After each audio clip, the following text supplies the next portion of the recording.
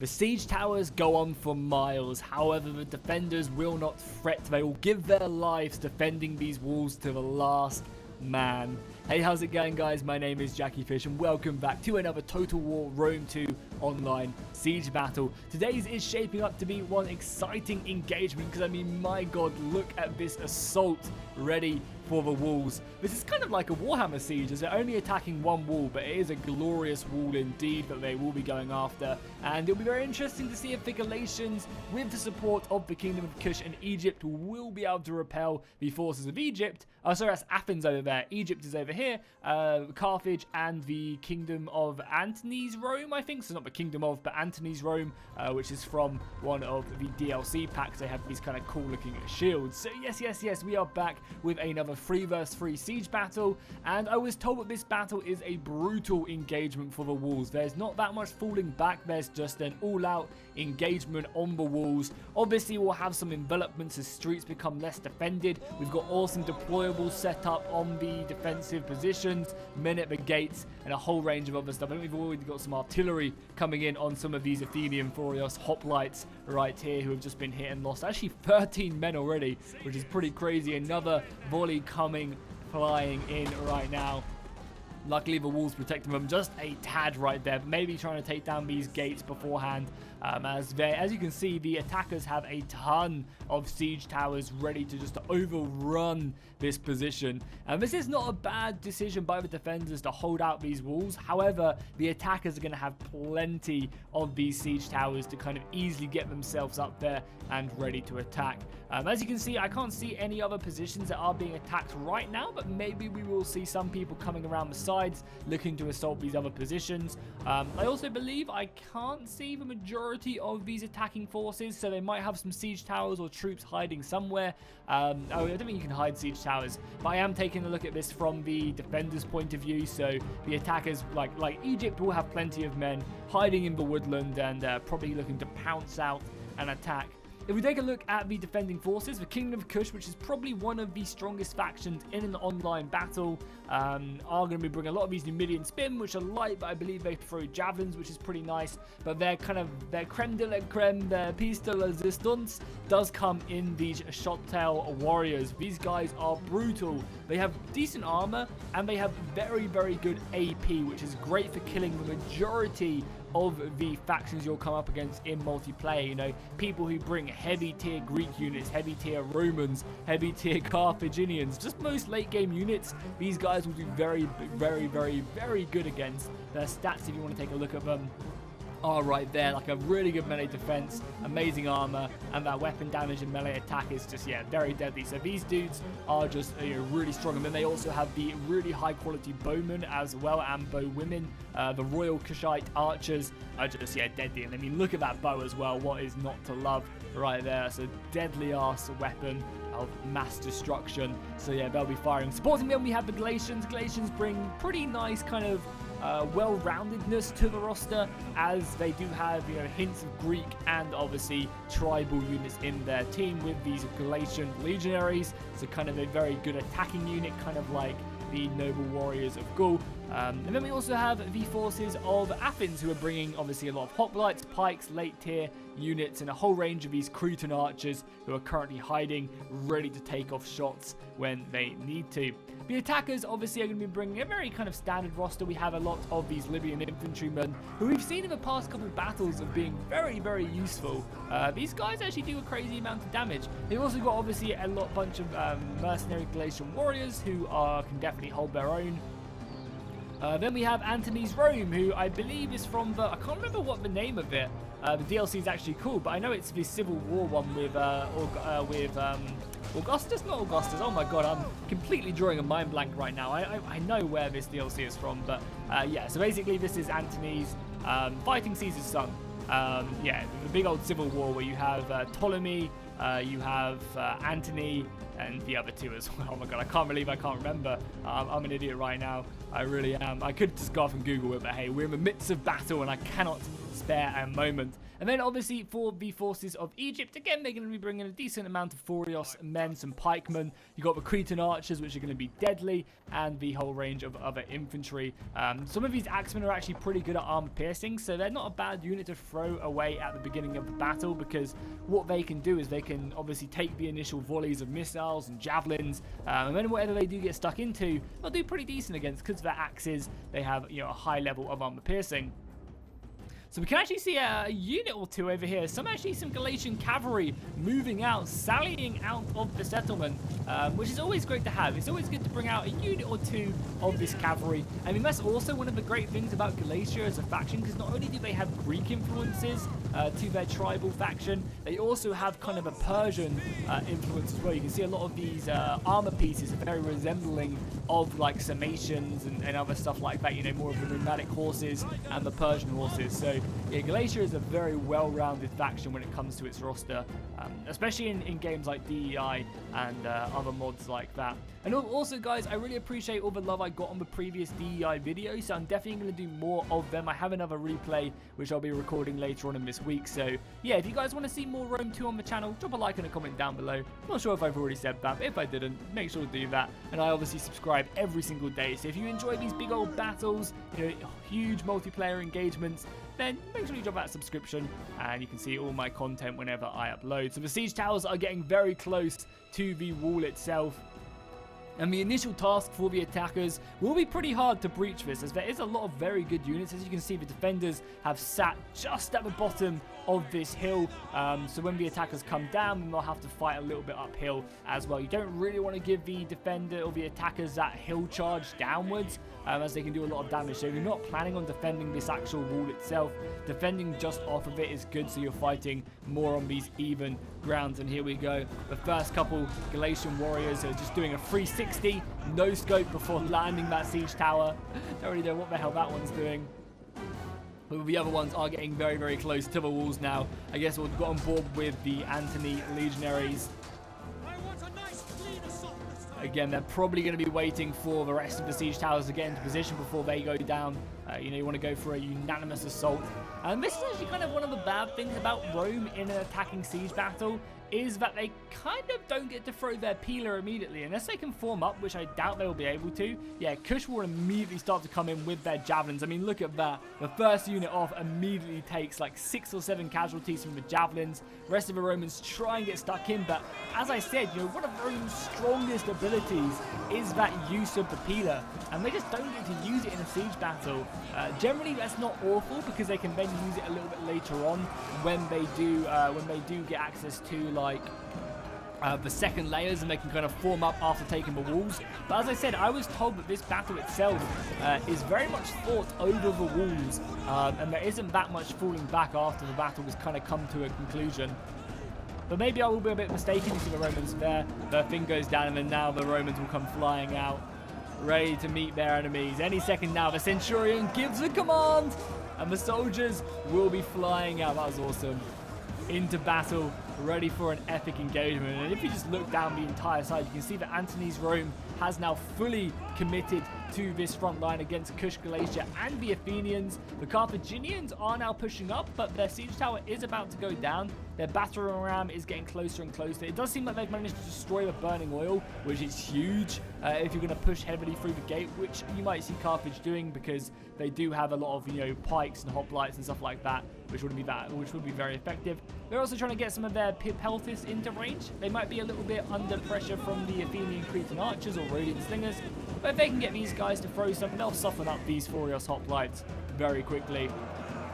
We do have some of the mercenaries from Carthage now committed, supporting the Roman advance, just trying to tie up as many of these Furios swordsmen as possible. But as you guys know, the Furios swordsmen from the Greeks are very deadly. It's kind of like the last evolution of the Greek way of warfare, you know, adapting the Roman style. Lighter infantry, you know, not as much kind of, you know, heavy armor. Still enough to obviously protect them, but more of a mobile and versatile force. which you can see is now erupting. That's a very, very cool looking screenshot just there, right? All the siege towers, the infantry ready to go in, and obviously whenever I take a screenshot I get messed up. Oh my god, look at that. The Egyptians have now made planetfall as well, looking to reinforce and just stretch the defenders as much as possible, which is obviously always a great plan of action. Some of the Kushite archers are now hitting off, and you also have the Galatians throwing their javelins, which is why I said, maybe throwing up some of the axemen first is always a great plan. And oh my god, the Galatians are charging in with these spearmen, looking to try to cut off the assault. The Egyptians are now going to be turning their fronts and looking to engage these guys. They do find themselves a little bit vulnerable though, because you could quite easily find the siege tower coming in the back of these Galatians, but I think what we're going to see is the Shotel warriors reinforcing this area. So it does seem like the defenders, if we take a nice little overlook of the battlefield, it does seem like the defenders have a pretty nice battle line up here. They've committed the majority of their forces to this fight, and I think this will allow them to basically stop themselves from getting overrun too quickly. They have a handful of reserves, you've got 2 units back here, 2 here, a handful of spearmen, and plenty of other men that can come out. I imagine what we will see is we will see a couple breaks maybe in the center here. However, we do have a legionary cohort being thrown back.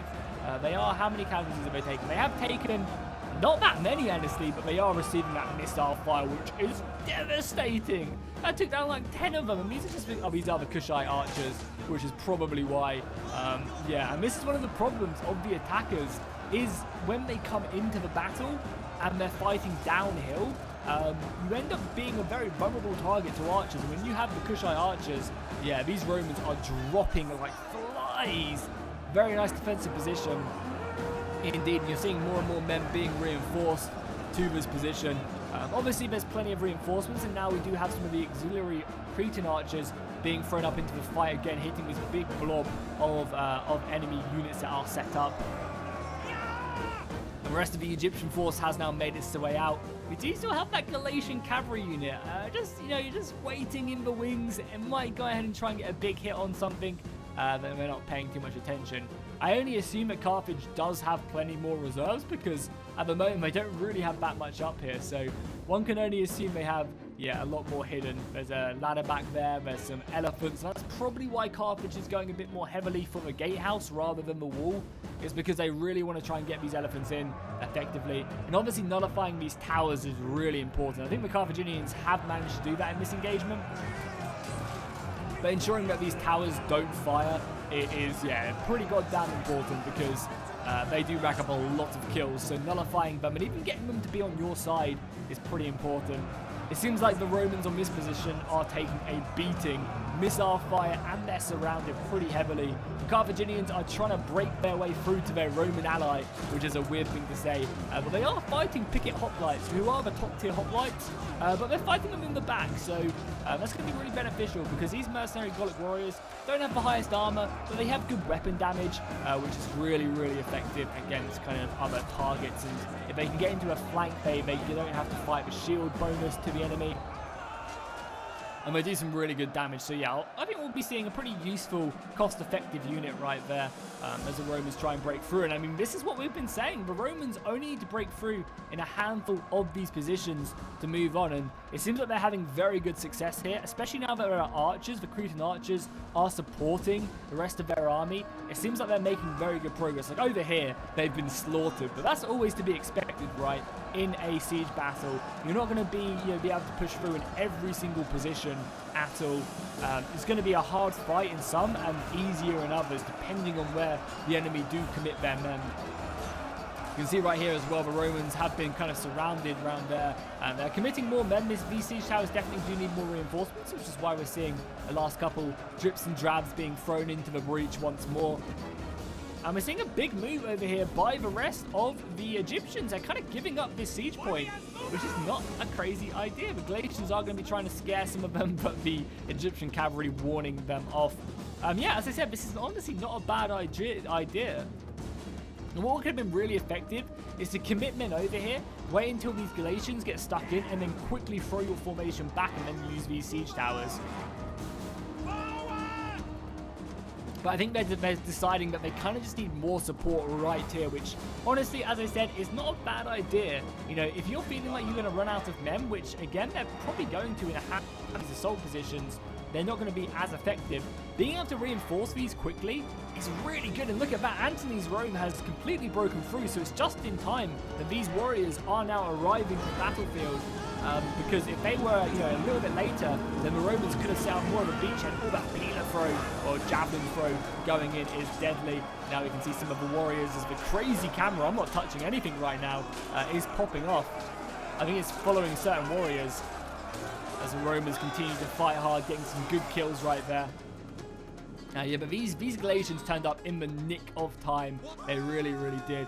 We're seeing more of a Carthaginian army pushed up. We also have a ladder here and the elephants. I want to see what these elephants can do. They look kind of lightly armored, but still pretty interesting to see what they can do. Definitely need their numbers here, but they're kind of holding up a large part of the Athenian force here. You can see what there's 6 units right here, 7, 8 back there, 9, 10, 11, 12. There's a lot of Athenian force here, which might buy enough of the time for the other forces. However, Carthage are being sent packing right here once again. Their assault just not, you know, really being able to break through.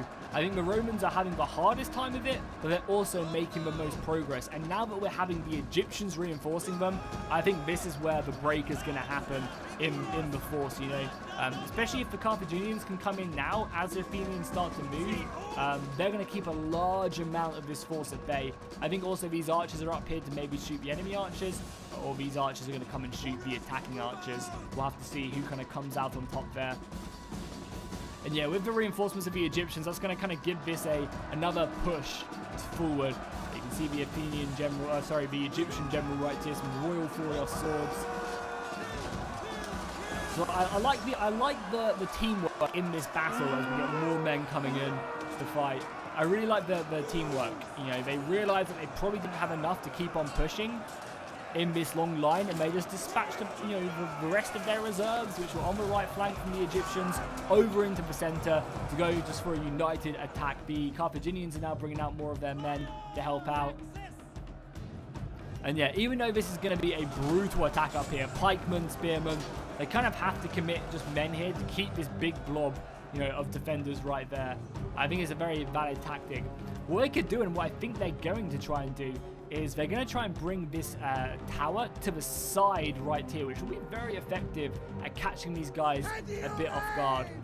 And really, they just need the archers to help support this fight, reinforce the attackers, reinforce the attackers, and just try and breach a few of these things. And as you can see, like, both sides have committed everything they've got really to this siege point. So we're going to see whether or not, yeah, the winner will be decided at these walls, and we'll see whether or not the attackers can breach it. Because even if they breach these outer walls, they still have to go through these other, like, pockets of defenses which are set up. You know, the Athenians could shift around a lot of men over here.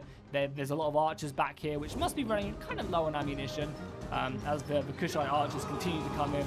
Only 22 kills on them. They're honestly not doing as crazy as I thought they would do, if I'm honest. And as you can see, there is only 13 minutes left of this battle. You know, we're going to be like a 20-30 minute battle. So it's going to be kind of a short one. But we're going to see kind of the winner, you know, kind of really shown out in the next 6 or 7 minutes, I would say. As that Roman gets sliced right through the armor and his leg cut straight off. I've seen that animation before. In the previous DEI battle we had on the channel, seriously, I've never seen an animation like that. One of the soldiers gets disarmed and he's like punching the ever-living crap out of some dude on the ground, and the guy on the ground just like grabs his sword and slices him in the head. It's brutal. I've never seen an animation like that, and it's kind of crazy that after this long, you know, there's still animations I haven't seen.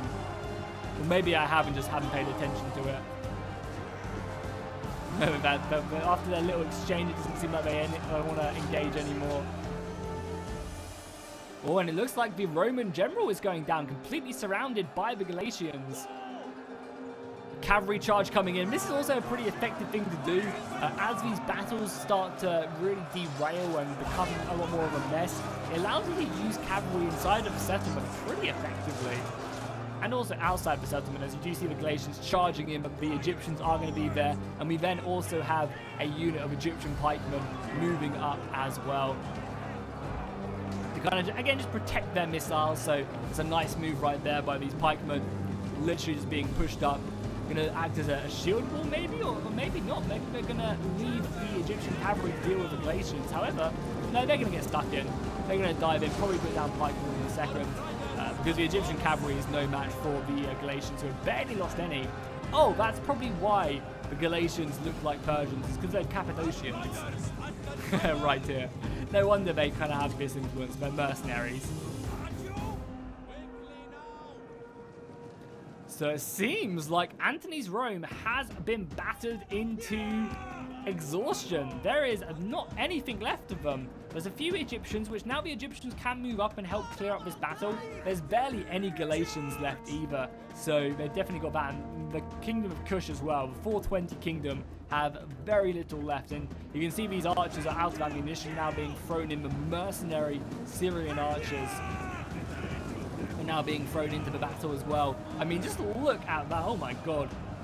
This is probably one of the bloodiest battles of the walls I've ever seen. That is insane. That's definitely a screenshot waiting to happen, so get ready to be taken on a journey, guys.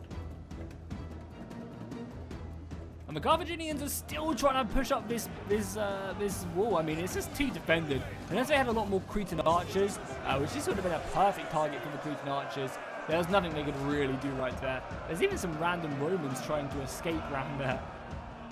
The Carthaginians are still trying to push off, and they have some of these more elite units of Libyan infantry now being thrown in, which will do pretty decently.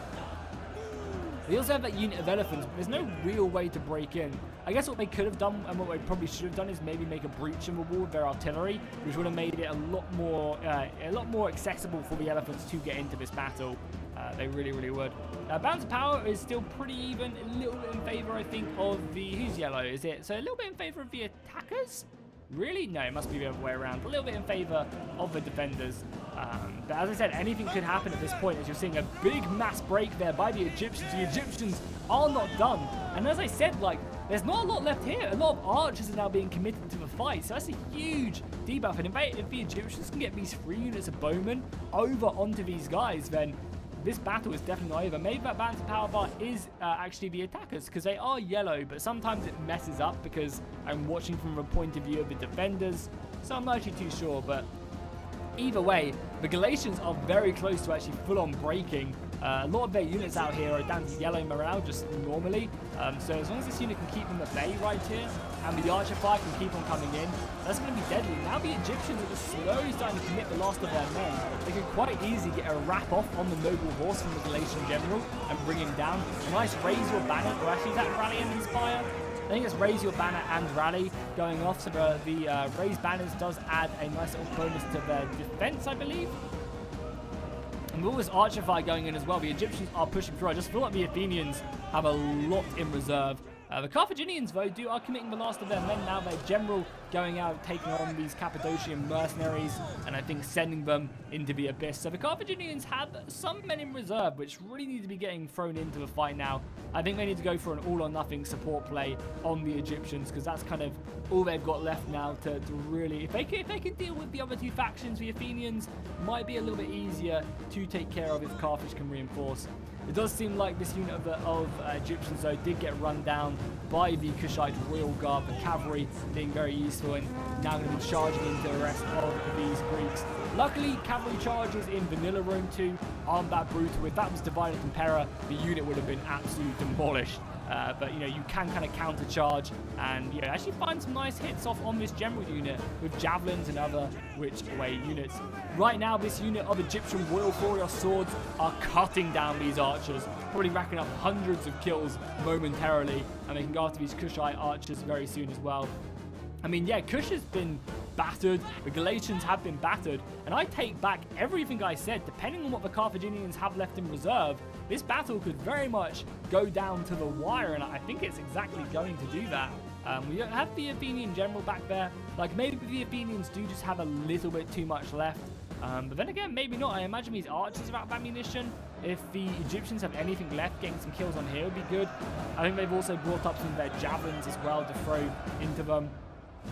There's still some archers left for the Athenians, and they're going to be taking the main front bulk of the pikemen. We got some archers charging in again. It's going to leave the Egyptian general a bit vulnerable, but he is quickly dispatching what remains of these Kushite archers, and I imagine he will be chasing after. Also, I'm not sure if the Galatian general is alive. If he is, that is very lucky. Yeah, I don't know if he is alive. I don't know what the Galatian general would look like. I imagine he would have like a sword. So we can probably safely say that the Galatian general is dead, which, you know, one infantry charge here will be plenty to deal with that. Unfortunately, though, these Egyptian pikemen, as good as they are doing, they're getting a bit too close to comfort, and now the archers have just dismantled them into pieces. And the Athenians just have so much of their army left. They really do. And as I said, I don't know how much Carthage have a lot left. They could send this up. They need to send this up. If they have a hope for winning, reinforcing this gap right here would be huge for the attackers. It seems like they are just trying to take this capture point, though, to give them a little bit of extra fire, and they have done that, which is really nice. Like, you see that shooting off in multiple directions, and that does take off like a man, basically every shot, maybe every other shot, so it's a very useful thing, but they just need the Carthaginians in here. They need the Carthaginians up. There's 3 units of infantry and some elephants that could be devastating. They could even send the elephants round to another flag point. That's probably what I would have done. Maybe send the elephants round here and try and get them through the gate. Obviously, they'd take missile fire, but that'd be about it. Oh, that was a heavy cavalry charge there by the Kushite Royal Guard. And now the Egyptians were to get their strike backs as the enemy cavalry tries to pull away. But taking that casualty is pretty brutal. Obviously, the arrows coming in as well, as they do keep hold of that, which is nice. The archers, I think, are now moving in. And what the hell are Carthage are now just moving, guys? Get your pikemen up here. Obviously, they wanted to keep the pikemen to the end, but this is the end of a battle. Reinforce, god damn it. And the general's going to go in now. Probably be able to finish off the rest of this cavalry unit. They're going to get surrounded, but obviously, being that the unit it is, it probably has really high morale. The morale is at 73, so they can probably fight pretty bravely and again take care of it. It's going to be forming their shield wall, which is never a great idea when you're in combat. And they have taken some casualties. Yeah, forming shield wall. Look at all these units trying to form up a shield wall. They should have just left as they were, because they've already lost a good like 5-10 men trying to achieve that. The shield wall does give some nice bonuses, but it does also mean they are being attacked from the back as well. So it's not a be-all, end-all formation. With this cavalry coming in as well, they'll be able to fight hard. I think this unit will be able to fight off the Galatians, which will be pretty useful. And now we're having the rest of the men coming up. Yeah, look how many men Carthage had. My god, these men should have been committed an age ago. You could have quite easily got these pikemen up here to reinforce and then push down. I think the defenders have this battle, and that's going to be why. Carthage was just a little bit too slow, unfortunately, at reinforcing. You know, they could have definitely have turned the tide with them 4 units. Especially because there's nothing left here. The Egyptians have cleared the way. The Romans with a sacrificial lamb. The Egyptians paved the way. And if you would have got a pikeman up here, 2 pikemen up here, 4 units of heavy infantry, you could have drawn so much away from this position, which would have then allowed these guys to push up and come in. I mean, Carthage still have so much left. Maybe I'm calling this battle a little bit too quickly. As the Athenians are dropping men, and these brave-ass Phorios swordsmen have just done so much damage. Oh, did not mean to do that. Yeah, 182 kills on this unit of Phorios swordsmen. Deadly. And I imagine they will be racking up a charge against the Egyptians. But also, I mean, against the Athenians. But like, this tower is probably doing some decent damage as well right now. They're going to be committing against the hoplites. I think the hoplites are in a hoplite wall, so the swordsmen should be able to deal with them, but they're obviously also fighting royal Thracians, and then we also have... actually, no, the infantry right here aren't going to be doing anything.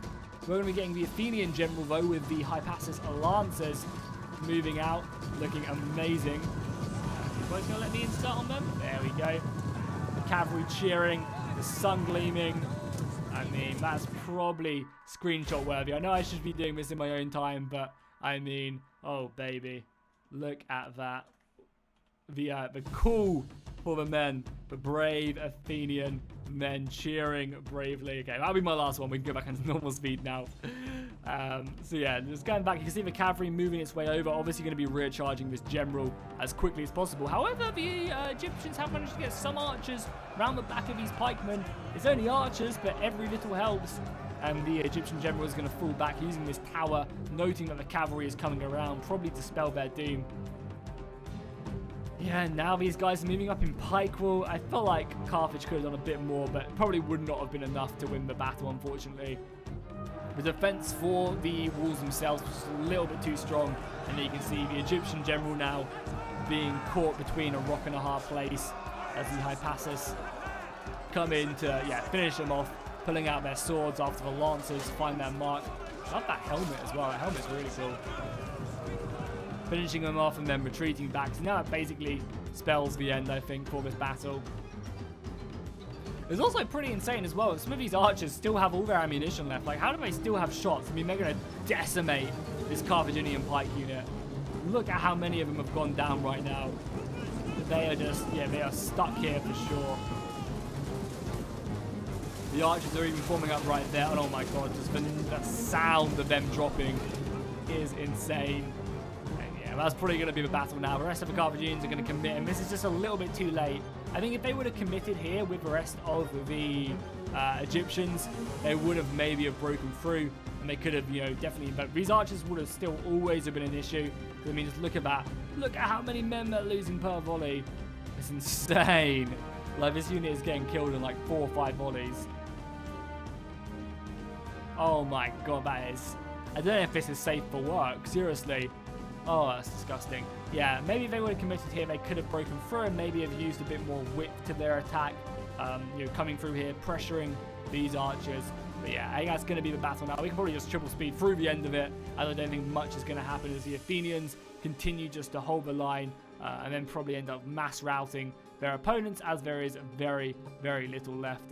Carthaginians going in for one big push, and I think they're just going to probably end up conceding defeat in this one, as there is only 8 seconds left. And it was a costly victory, but a victory nonetheless. You can see Pyrrhic victory right there. The Carthaginian player probably just said GG at that point. And yeah, he really unfortunately did not do what he needed to do. Only 500 kills on that attack. And Hannibal Barca playing the Galatians. That's probably why, because Hannibal, the commander, switched places. If we take a look at the kills, we can see 200 kills on the Galatian legionaries. Pretty brutal. That's definitely a very strong unit. Cushenberg Bowman, 129 kills. No 69 kills, which I'm sad to see, and no 420 kills. So, I mean, 0 out of 10 there for the Kush player.